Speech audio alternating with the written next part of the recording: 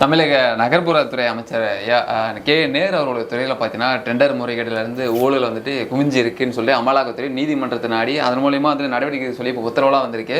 கிட்டத்தட்ட 1020 கோடி தான் லஞ்சம் அப்படின்றது வந்துட்டு மென்ஷன் பண்ணியிருக்காங்க. 3 முறை கடிதம் கொடுத்தும் நடவடிக்கை எடுக்காத பட்சத்தில் தான் நீதிமன்றத்தை நாடி இருக்காங்க. நீதிமன்றம் அதிரடியான உத்தரவு பிறப்பிச்சிருக்காங்க. இது எங்கே போய் முடிய போகுது சார்? இப்போ அருமையான கேள்வி கேட்டுக்கிங்க. கடந்த ஒரு 4 நாளாக தமிழகத்தில் மட்டுமில்லை இந்தியாவிலே பேசும் பொருளான ஒரு நிலைப்பாடு ஊழல் அமைச்சர் KN நேருடைய லாகாக்கள் இந்த மாதிரி சந்து சிரிக்கக்கூடிய ஒரு நிலைப்பாட்டில் இருக்கிறாங்க. இன்றைக்கி சாதாரண இதில் என்ன சொல்கிறாங்கன்னா, ஒரு சின்ன தவறு செஞ்சா யோ நான் என்னையா பெரிய தவறு செஞ்சேன், நாட்டே கொள்ளடிச்சிட்டு மனுஷனாக சுற்றிட்டு இருக்கிறாங்க பாரியா என்னெல்லாம் இதெல்லாம் சொல்கிறாங்க. அதாவது கம்பெனியுடைய வரலாறுல பார்த்தீங்கன்னா கம்பராமாயணத்தில் கம்பன் எழுதினார்ல, கம்பன் இடத்துல என்ன சொல்கிறாருன்னா, கங்கையிலேருந்து இக்கரிலிருந்து அக்கறை போய் குகன் வந்து படகுல கூப்பிட்டு போகிறாரு. யாரை? ராமர், லட்சுமணன், சீதையெல்லாம் கூப்பிட்டு போகிறாங்க. இக்கரிலேருந்து அக்கறை போனோன்னா குகன் படகுடைய ஓனர், உலக ஓட்டிய ஓனர் குகன் என்ன பண்ணுறாருன்னா மீனும் தேனும் கொடுக்குறாரு. ஒன்று ராமபிரான் வந்து என்ன சொல்கிறாருன்னா, நாம் 4 பேரில் இனிமேல் 5 ஆனோம் என்று சொல்கிறாரு. அதுக்கு கம்பன் என்ன சொல்கிறாருன்னா, ராமபிரானுக்கு கம்பன் மீது தீரா காதல், அந்த காதலின் மோகத்தால் தான் நான் 4 பேரில் 5 ஆனோம்ன்ற இது நிலப்பட சொல்கிறாங்க. அதே போல தான் தமிழகத்தில் நகர்ப்புற அமைச்சருக்கு என்னதான் பணம் இருந்தாலும் கரன்சி மீது தீராத வெறி, தீராத காதல் என்ற கொண்டாட தான் ஒரு குடும்பம் நிர்வாகத்தை ஆளுகின்றது. இன்னைக்கு வந்து தமிழ்நாட்டில் பார்த்தீங்கன்னா இதுக்கு முந்தைய அரசு என்பது வேறு.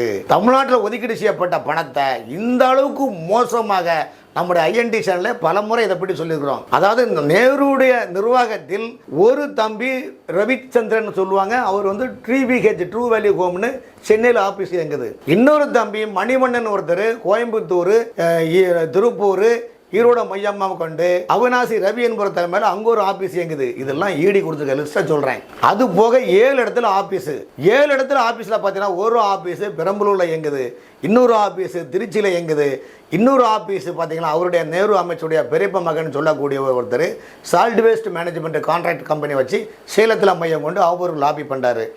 அப்போ இன்னொரு டீம் வந்து கன்னியாகுமரி, திருநெல்வேலி, தூத்துக்குடி, தென்காசியை மையம் கொண்டு திருநெல்வேலியில் ஒரு ஆஃபீஸு இயங்குது.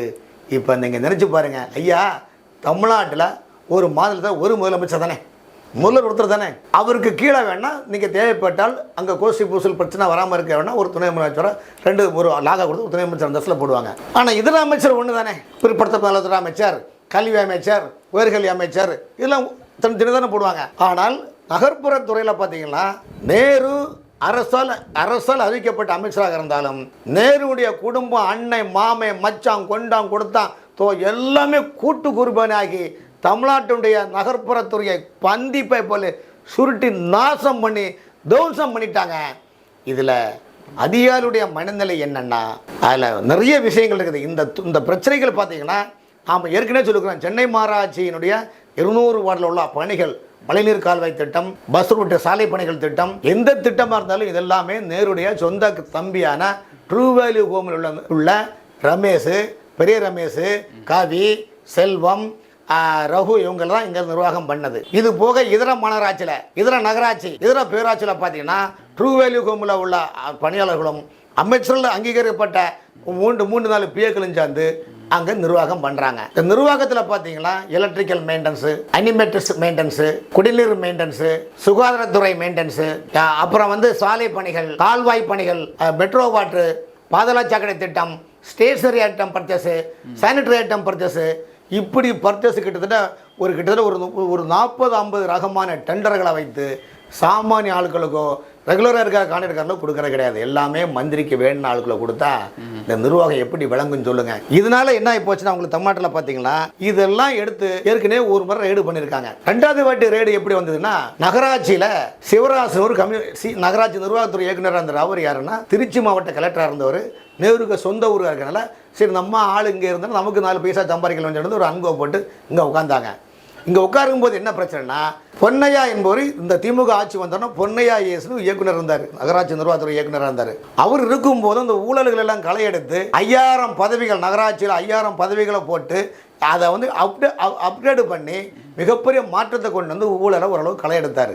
இதில் என்ன விஷயம்னா, 2 வருஷம் கூட அவரை உட்கார வைக்கல. காரணம் என்னென்னா, ட்ரூ வேல்யூ ஹோமில் பணியாற்றக்கூடிய ஊழியர்கள் சேர்ந்து இந்த பொன்னையாவை இங்கே வைத்து விட்டால் நாம் கொள்ளடிக்க முடியாது. இவர் இந்த ஊழல்வாளியை தடுக்கிறாரு, ஊழல் செய்ய விடாமல் தடுக்கிறாரு, பனிஷ்மெண்ட் கொடுக்குறாருன்னு சொல்லி நிலைப்பாடாக பண்ணால அவர் அங்கேருந்து ட்ரான்ஸ்ஃபர் பண்ணிட்டாங்க. பொன்னையா இருக்கும்போது நிர்வாகங்கள்லாம் கரெக்டாக கொண்டு வந்தார். பெரிய மானிட்டர் பண்ணி இரவு பகலாக தூங்காமல் நகராட்சி நிர்வாகத்துறை இயக்குனரான பொன்னையா அவர்களும் கூடுதல் இயக்குநராக இருந்த விஜயகுமார் அவர்களும் இந்த நகராட்சி நிர்வாகத்தை மேம்பட செய்தார்கள். இந்த சூழ்நிலையில் அதன் பிறகு 2 வருஷம் கழிச்ச உடனே திருச்சி மாவட்ட கலெக்டராக இருந்த சிவராசா கொண்டு நகராட்சி நிர்வாகத்துறை இயக்குநராக போடுறாங்க.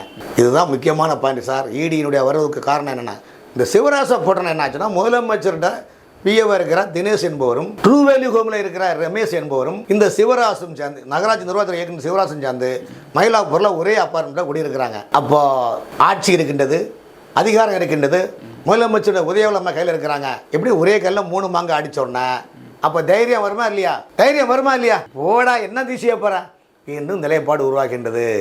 அந்த என்ன இந்த ஈடிக்கு மேட்ருக்கு பிறகு இந்த நீதிமன்றம் பதிவு எஃப்ஐஆர் போடுன்னு சொன்ன பிறகு இந்த இடி லிஸ்ட்டு 258 பக்கம் காப்பி வழியாக வந்தோடனே பணம் வாங்கின பல பிஏக்கள் தலைமறைவு. ஐயா புரிஞ்சத தலைமறைவு, செல்லு சுவிட்ச் ஆஃபு, பணம் கொடுத்தவன் அரோகரா. அப்போ என்னாச்சு? யாருக்கா பணம்? நீங்கள் உழைச்ச பணமா, கஷ்டப்பட்டு சம்பாதிச்ச பணமா? இல்லை, எல்லாம் இந்த நகராட்சியில் மக்களின் வரி பணத்தை கொள்ளையெடுத்து சுருட்டிய பணம் தானே. உயர் அதிகாரிகள் காரில் போகிறத நீங்கள் பார்த்துருப்பீங்க. அவங்களுக்கு கவர்மெண்ட் கார் தான் எல்லாம் இதாக போவாங்க. மாண்புமிகு முதலமைச்சர் அவர்கள் காரில் போகும்போது அங்கே எங்கேயுமே இந்த கூலிங் பேப்பர்லாம் வைக்க மாட்டாங்க. ஓப்பனாக ஒயிட்டாக இருக்கும், லைட்டை போட்டு முதலமைச்சர் எல்லாரும் பார்க்கணும் இருக்கும். இருக்குமா இருக்காதா? எல்லோரும் இருக்கும். ஆனால் அமைச்சர்களும் அப்படி இருக்கிறாங்க வண்டியில். ஆனால் இந்த அமைச்சர்கள்ட்டமோ முதலமைச்சருக்கு இருக்கிற உயர் அதிகாரிகள் பெரும்பாலும் 90% அதிகாரிகள் காரில் எப்படி போகிறாங்க தெரியுமா சார்? இதெல்லாம் நான் ஒரு தொலைக்காட்சியில் விவாதம் முடிச்சுட்டு வரும்போது வெளியே நின்று ஒரு சாமானியம் கேட்குறாரு, சார் இதை நீங்கள் சொல்லுங்கன்னு. என்ன சொல்கிறாங்கன்னா, காரு இருக்குது, கூலிங் பேப்பரை ஒட்டி வச்சுருக்காங்க, அதுக்குள்ளே நெட்டு வலை வச்சுருக்காங்க. நெட்டு வலைன்னு சொல்லுவாங்க. நெட்டு வலையை அப்படியே பின்னடிச்சு வச்சோம்னா உள்ளே இருக்குது யாருமே தெரியாது. உங்களுக்கு எதுக்கு மறைவு சார்? ஐஏஎஸ் அதிகாரிகள் என்னது சர்வீஸ் பண்ண தானே, மக்களுக்கும் ஆட்சிக்கும் பாலமாக இருந்து சர்வீஸ் பண்ண தான் நீங்கள் வந்துடுங்க. உங்களுக்கு எதுக்கு நெட்டு வலையை போட்டு மறைஞ்சிருந்து போக காரணம் என்ன சொல்லுங்கள்? அப்போ என் நோக்கம் என்ன? அப்போ முகமூடி போட்டு மாறுவிடத்தில் உட்கார்ந்து சொகுசு வாழ்க்கை நடத்தி கொண்டு அந்தந்த தொழில் உட்காந்து மக்களுடைய பணத்தை போல சுரண்டி அங்கேயும் கொடுத்து நீங்களே அடிச்சுட்டு போகிறது இதுக்கு நான் என்ன கேட்குறேன்னா, நான் பொதுமக்கள் கேட்குறது, சாமானிய கேட்குறதான் கேட்குறேன்.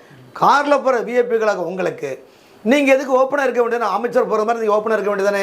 நீங்கள் கூலிங் கிளாஸ் பேப்பரை போட்டு அதில் எதுக்கு நெட்டு வலையை மறைச்சி வச்சு ஏன் போகிறீங்க? அப்போ என்ன அர்த்தம்? அப்போ நீங்கள் யாரை மதிக்கிறீங்க? இதுவரையிலும் தமிழ்நாட்டில் எந்த கலெக்டர், டிஆர்ஓ, எந்த அதிகாரியாவது 99% அதிகாரிகள் பொதுமக்களை சந்திப்பதே கிடையாது. உதாரணத்துக்கு ஒரே ஒரு உதாரணம் சொல்கிறேன். சென்னை மாநகராட்சி. ஐயா, சென்னை மாநகராட்சி 15 மண்டலம் இருக்குது. 15 மண்டலத்தில் ஜோனல் ஹெல்த் ஆஃபீஸர்னு சொல்லுவாங்க ஒரு posting. Zonal health officer, health டிபார்ட்மெண்ட்டுக்கு. இந்த ஜோனல் ஹெல்த் ஆஃபீஸில் 15 மண்டலம் பார்த்தீங்கன்னா மொத்தமே 7 ஹெல்த் ஆஃபீஸர் இருக்கிறாங்க. இது எல்லாமே இன்சார்ஜ் போடுறாங்க. இந்த 7 ஹெல்த் ஆஃபீஸரை நீங்கள் பார்க்க முடியாது சார். எப்படிப்பட்ட ஆளும் பார்க்க முடியாது. நீங்கள் அப்படி பார்க்கணும்னு சொன்னால் அவங்க ஓஏ சொல்லுவாங்க, என்ன பார்க்காதீங்க, எதுவாக இருந்தாலும் SOSA பாருங்கன்னு சொல்லுவாங்க. அந்த ஹெல்த் ஆஃபீஸர் வந்து என்ன செய்வாங்க தெரியுமா? காசு எங்கே வருதோ எந்த ப்ரோக்ராம் அதான் போய், அதாவது இது உண்மையை நீங்கள் விசாரிக்கணும்னா சென்னை மாநகராட்சியில் மண்டலம் 3 மாதவரம் மண்டலம், சென்னை மாநகராட்சியில் மண்டலம் 8 அமைஞ்சிக்கரில் இருக்குது. இந்த 2 மண்டலத்திலையும் நீங்கள் அந்த ஹெல்த் ஆஃபீஸர், ஜோனல் ஹெல்த் ஆஃபீஸர்னு சொல்லுவாங்க, அந்த ஹெல்த் ஆஃபீஸர் நீங்கள் சந்திச்சிங்கன்னா நான் அந்த ஃபீல்டை விட்டே போயிடுறேன். அப்போ என்னத்தை இருக்குது? ஒரு ஹெல்த் ஆஃபீஸர் உங்களையே பொதுமக்கள் சந்திக்க முடியாவிட்டால் ஆட்சி அதிகாரம் யார் கையில் இருக்கின்றது? கைப்புண்ணுக்கு கண்ணாடி தேவையில்லை சார். சென்னை மாநகராட்சியில் ஆணையர் குமரகுருபரன் நித்தம் நொந்து நூலாய் போயிருக்காரு. ஏன்னா அவருக்கு கையில் நிர்வாகம் இல்லை. அவராலே நிர்வாகத்தை ஒன்றும் செய்ய முடியாது என்றால் சாமானிய மக்களுக்கு நிலைமை என்ன? காரணம், ஆட்சி வந்தனா அதிகாரம், பொலிட்டிக்கல் ரெக்கமெண்டேஷன், அந்த ரெக்கமெண்டேஷன், இந்த ரெக்கமெண்டேஷன் முழுக்க கூட்டு குர்பானி அடித்தா எப்படி சார்? நல்லா சொல்கிறேன், நான் திரும்பவும் சொல்கிறேன். சென்னை மாநகராட்சியில் மண்டலம் 8 மண்டலம் 3ல் அந்த சோனல் ஹெல்த் ஆஃபீஸர் சந்திக்க முடியாது. நீங்கள் என்னதான் மணிக்கணக்கில் உங்களை கேவலமாக, மிருகத்தை விட மோசமாக உங்களை பார்ப்பார்கள். நீங்கள் பார்க்க வேணும், ஓஏவை பாருங்கள், இப்போ எஸ்ஓ பாருங்க, எஸ்ஐ பாருங்க, சாட்டு கழுத்தாரு. எதுக்கு நீங்கள் திரைமுறை வாழ்க்கை வாழணும்? ஜனநாயகம் என்ற போர்வையில் இன்று தமிழ்நாட்டினுடைய பணநாயகம் எவ்வளவு மோசமான நிலைமையில் உள்ளது, இதெல்லாம் முதலமைச்சருக்கு தெரியும். அவர்களை சொல்ல முடியல நிலைமை. ஆகவே திமுக ஆட்சி மீண்டும் வந்தால் நேரு டோட்டலாக கலையை தூக்கி எறியப்படுவார். காரணம் என்றால் உதயநிதி ஸ்டாலினுக்கு நோக்கி அவர்கள் பயணிக்கின்ற போது நேருடைய குடும்பம், அவங்க குடும்பம் நல்ல. ஏன்னா இன்னொன்று சொல்ல, திமுகவில் புதுக்கோட்டை, அரியலூர், பெரம்பலூர், திருச்சியில் பார்த்தீங்கன்னா அவங்க உள்கட்சியிலே ஏகப்பட்ட பிரச்சனை. யாரையும் ஒரு வாழ விடல. உங்க குடும்பம் சார் உலகம் ஃபுல்லா வர்த்தகம் சார். உலகத்தில் எங்கு பார்த்தாலும் ரூபாயுகம் சாம்ராஜ்யம் விரிஞ்சுகின்றால் இன்னைக்கு மருத்துவமனைகள்லாம் இதில் யாருக்கு பணம் என்பதை நீங்களே பாருங்க. அதில் ஈடி கண்டிப்பாக விடாது. ஈடி அத்தனை பேரும் தண்டிக்கும்.